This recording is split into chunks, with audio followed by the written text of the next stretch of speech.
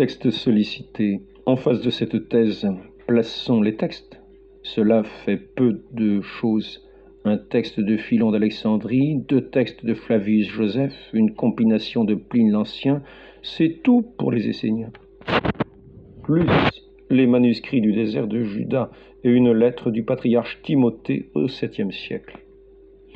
Philon d'Alexandrie, nous savons peu de choses sur sa vie. Il participa à une délégation juive envoyée auprès de l'empereur Caligula pour défendre la communauté juive. Les membres de la communauté qu'il présente s'appellent entre eux les saints. Il a trouvé, dit-il, commode de traduire en grec, d'où l'expression les Esséniens. Il décrit avec sympathie leurs mœurs, il énumère leurs vertus. Il ne les connaît d'ailleurs que par ouï-dire. Son témoignage est de seconde main.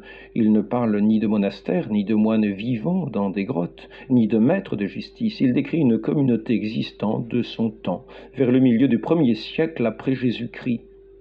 Point, c'est tout. C'est peu. On retiendra le nom qu'il se donne, les saints. Deuxièmement, le témoignage de Flavius Joseph est infiniment plus précis. Il n'a pas seulement entendu parler de la communauté, il s'est mis à l'école d'un Essénien, Banus. Il fut un néophyte pendant 1 an. Il les a donc connus d'assez près. Son expérience de la communauté est donc plus précise. Cependant, il ne fut jamais admis au repas rituel et il quitta Banus. Que nous apprend-il ? On donne au néophyte qui demande son adhésion dans la communauté une hachette. Nous y reviendrons. Une ceinture et un vêtement de lin blanc. Ce vêtement est réservé pour la cérémonie du repas.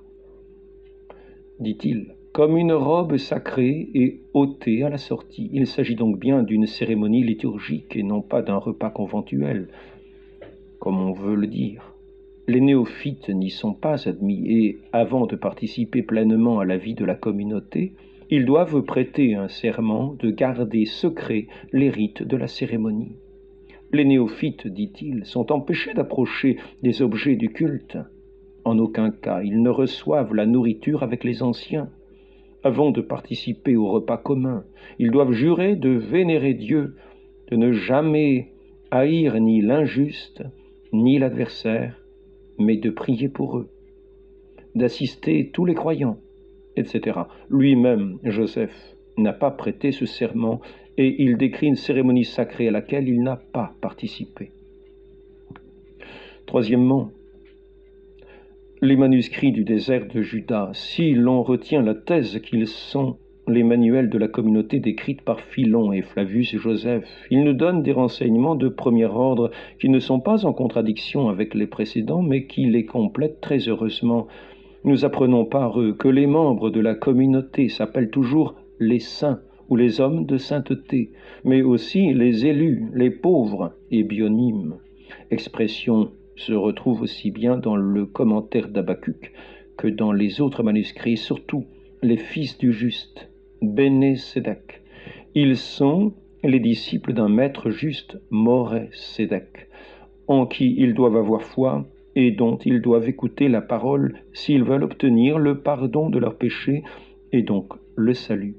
Ce maître juste est aussi loin de Dieu.